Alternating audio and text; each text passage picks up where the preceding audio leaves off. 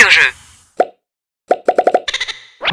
On vous présente nos derniers arrivages. On commence avec Maui, qui est un jeu de cartes pour 2 à 7 joueurs, 7 ans et plus. Il est parti d'environ 30 minutes. On l'a déjà essayé. C'est un jeu de cartes très simple, avec une belle interaction entre les joueurs, qu'il va falloir essayer de faire des colonnes avec le maximum de points avec nos chats guerriers. On a Dig Up Adventure, qui est un jeu pour 2 à 4 joueurs, 8 ans et plus. Il est parti d'environ 25 minutes.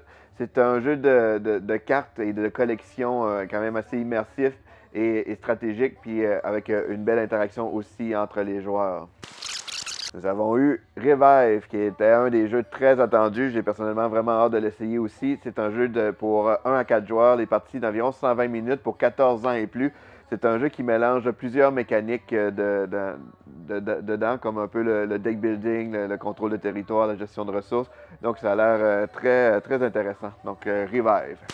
On a reçu les 2 dernières extensions d'Everdale, qui est New Leaf, qui permet d'ajouter une gare avec des nouveaux types de créatures, des nouveaux événements, fait que ça donne une bonne rejouabilité au jeu. On a aussi Mistwood qui rajoute des aventures différentes. Il y a des nouvelles légendes aussi là, incluses dans cette extension-là. Nous avons 13 couronnes, qui est un jeu pour 2 à 5 joueurs, 7 ans et plus. Il est parti d'environ 30 minutes. C'est un jeu de cartes qu'on n'a pas encore essayé, mais c'est un mélange de... En fait, c'est un jeu qu'on va jouer avec les lois. On peut modifier les lois ou en profiter si c'est bénéfique pour nous. Donc, c'est un petit jeu de cartes là, très rapide. On a Combo Clash, qui est un jeu pour 2 à 4 joueurs, 10 ans et plus. Les parties, c'est entre 20 et 40 minutes. C'est un jeu de pose de tuiles tactiques. Fait qu'on va avoir différents monstres qu'on va placer. Puis selon le type de monstre qu'on va faire, on va pouvoir activer ses pouvoirs. Nous avons aussi Jeanne d'Arc Orléans Draw and Ride. C'est un jeu pour 1 à 5 joueurs, les parties d'environ 45 minutes pour 10 ans et plus. C'est ceux qui connaissent le jeu Orléans, qui est un jeu bike builder qu'on piochait dans un sac des jetons pour activer certaines actions. Là, c'est la version Roll and Ride. Donc, j'ai bien hâte de l'essayer. Il est dans notre pile à essayer très prochainement. Nous avons Tell Me More, qui est un jeu qui fait beaucoup de buzz ces temps-ci sur les réseaux sociaux. C'est un jeu pour 3 à 8 joueurs, 10 ans et plus. Il est parti d'environ 10 minutes. C'est un jeu coopératif et créatif qui fait énormément rire. Donc, j'ai bien hâte de l'essayer aussi. C'est Tell Me More. La nouvelle extension de Mille Fiori, c'est un jeu pour 2 à 4 joueurs, 10 ans et plus, 60 à 90 minutes. Ça ajoute de différents modules pour faire encore plus de combos de points qu'il y a dans le jeu original. On a Sandwich Masterclass, qui est un jeu pour 3 à 8 joueurs, 7 ans et plus. Il est parti d'environ 20 minutes. On l'a essayé cette semaine en famille. C'est un jeu d'observation, rapidité, mais aussi de créativité. Ça rend le jeu original. En fait, il va falloir se dépêcher d'aller chercher des bons ingrédients, faire des sandwichs avec nos ingrédients et essayer de la vendre à nos voisins pour avoir la meilleure sandwich. Donc, il faut en ajouter, il faut être très créatif. Donc, c'est quand même drôle.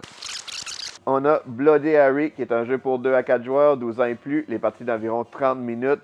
C'est inspiré, il y a une bande dessinée qui est aussi inspirée de Harry Potter, mais ça, c'est une version un petit peu plus disjonctée.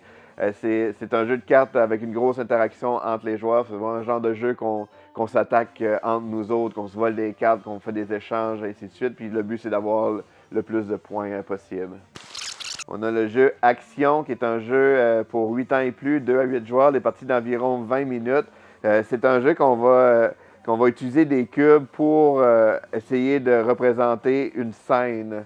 Fait que c'est un jeu un peu comme, pas de devinette avec les différents cubes qu'on met sur des faces qui représentent le symbole qu'on va essayer de faire deviner. Nous avons la nouvelle extension du jeu Fort, qui est un jeu de deck building quand même assez simple, mais qui est le fun, qui est engageant. C'est une nouvelle extension qui ajoute encore plus de rejouabilité. C'est un jeu pour 2 à 4 joueurs, les parties d'environ 30 minutes pour 10 ans et plus. Nous avons D'Or Dragon d'Or, c'est un jeu pour enfants. En fait, c'est 2 à 5 joueurs pour 6 ans et plus, les parties d'environ 20 minutes. C'est un jeu coopératif qui mélange beaucoup d'habilités. On s'en est fait parler énormément bien. On va l'essayer prochainement aussi. Donc, il y a beaucoup de manipulation, un peu de mémoire mélangée là-dedans, puis la coopération qui est vraiment le fun. Donc, c'est D'Or Dragon d'Or.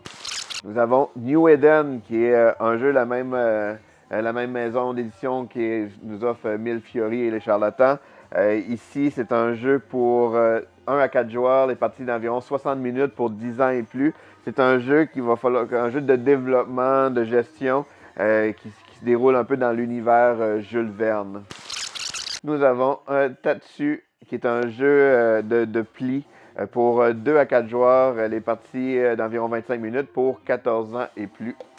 Nous avons aussi A Walk in the Park, qui est un jeu pour 7 ans et plus, les parties d'environ 20 minutes pour 10 ans et plus. C'est un roll and write qu'on va dessiner différents trajets pour relier, là, aller chercher les meilleurs éléments sur notre jeu. Et nous avons 2 nouvelles extensions pour Aeon's End, qui est un jeu pour 1 à 4 joueurs, les parties d'environ 60 minutes pour 14 ans et plus. Et ceux qui ne connaissent pas Aeon's End, c'est un jeu de deck building, mais coopératif, là, très populaire là, dans un univers fantastique.